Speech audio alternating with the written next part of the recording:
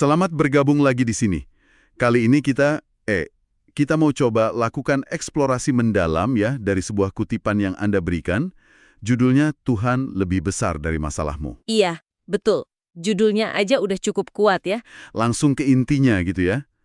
Teks ini kan mengakui ya, kalau hidup itu seringkali, ya ada aja tantangannya. Kadang kecil, tapi sering juga rasanya kayak badai besar gitu. Betul, betul. Teks ini nggak menampik realitas itu. Bisa guncang finansial, hubungan, semangat kita, bahkan harapan Anda juga. Nah, fokus kita di pembahasan kali ini apa nih? Mau menggali apanya dari teks ini? Fokusnya lebih ke perspektif yang ditawarkan sih. Gimana caranya menghadapi badai-badai itu, tapi dengan kacamata yang ditawarkan teks ini.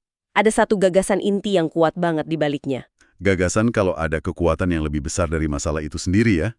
Oke, mari kita coba bedah argumennya. Titik tolaknya apa nih? Nah, titik tolaknya ini cukup bikin mikir ya. Penulisnya bilang, kehancuran itu seringkali bukan murni karena beratnya masalah loh. Oh, gitu. Bukan karena masalahnya. Terus karena apa dong? Tapi karena kita cenderung lupa siapa yang sebetulnya nemenin kita pas lagi di tengah kesulitan itu. Ini pergeseran fokus yang penting banget. Wah, menarik. Jadi bukan soal masalahnya dikecilin, tapi kesadaran soal siapa yang mendampingi itu yang diperbesar gitu ya? Persis. Jadi bagaimana gagasan ini diperjelas lagi di dalam teksnya? Pesan sentralnya tuh diulang-ulang terus. Masalah boleh jadi rasanya gede banget kayak raksasa gitu kan, tapi Tuhan digambarkan jauh lebih besar dari itu. Dan teks ini negasin, janji yang dikasih itu bukan hidup tanpa badai. Nggak mungkin kan ya? Nggak mungkin.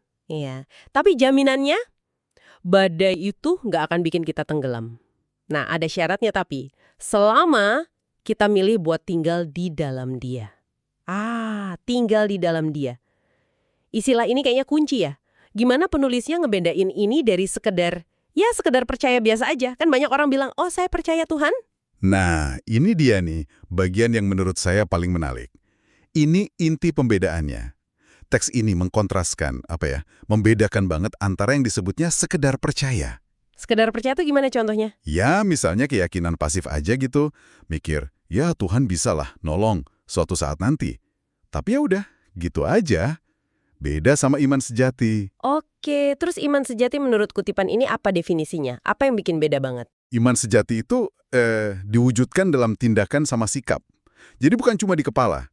Orang dengan iman sejati ini, menurut teks ya, dia bakal bilang, aku tetap percaya, walaupun aku belum lihat pertolongannya sekarang.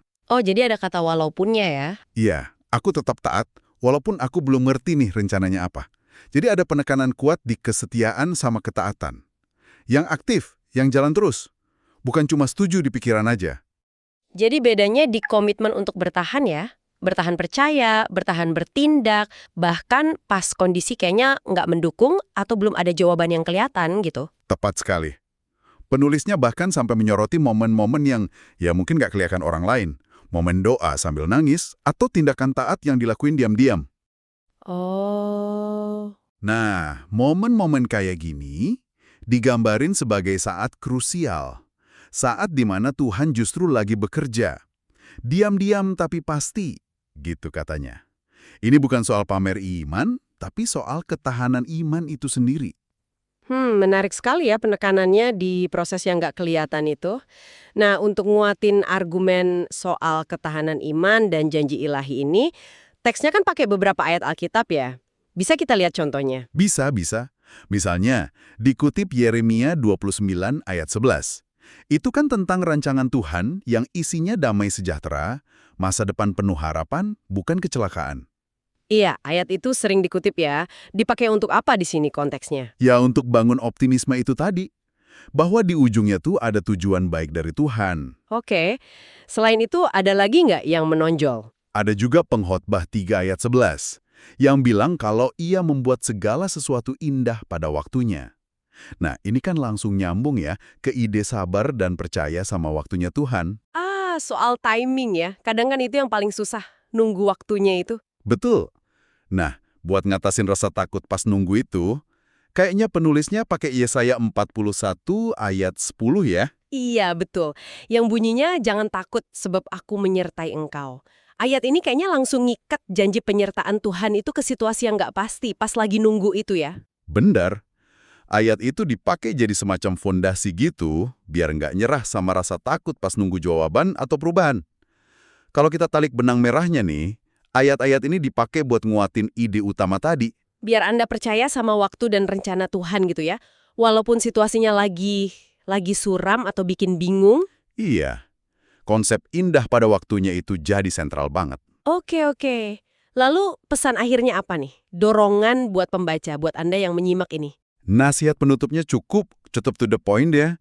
Jangan biarin rasa takut nge-stop kita pas lagi hadapi hal yang belum kita ngerti.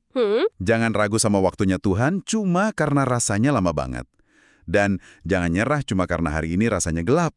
Ada penegasan kuat kalau Tuhan itu nggak tidur, nggak tuli sama doa yang tulus. Jadi kalau kita coba rangkum nih intisarinya untuk Anda ya, teks ini pada dasarnya nawarin sebuah semacam kerangka kerja spiritual lah ya, Ya, buat hadapi kesulitan. betul. Fokusnya itu bukan gimana caranya ngehindarin masalah, tapi gimana bangun ketahanan diri. Ketahanan lewat iman yang aktif ya.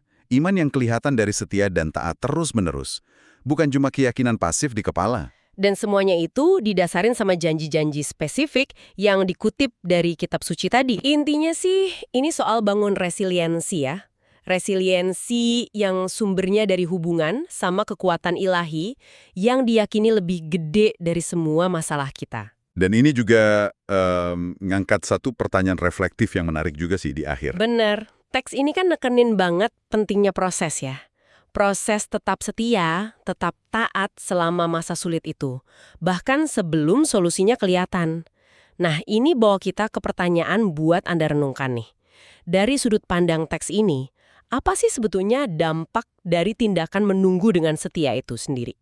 Buat perkembangan karakter atau spiritualitas kita sebagai individu. Lepas dari hasil akhir yang dijanjikan ya. Apa nilai intrinsik dari proses penantian yang aktif itu ya? Iya, apa nilainya gitu? Sebuah pemikiran yang dalam ya, untuk kita renungkan lebih lanjut. Betul sekali. Baik, terima kasih banyak sudah menyimak eksplorasi mendalam kita kali ini. Sampai jumpa di kesempatan berikutnya.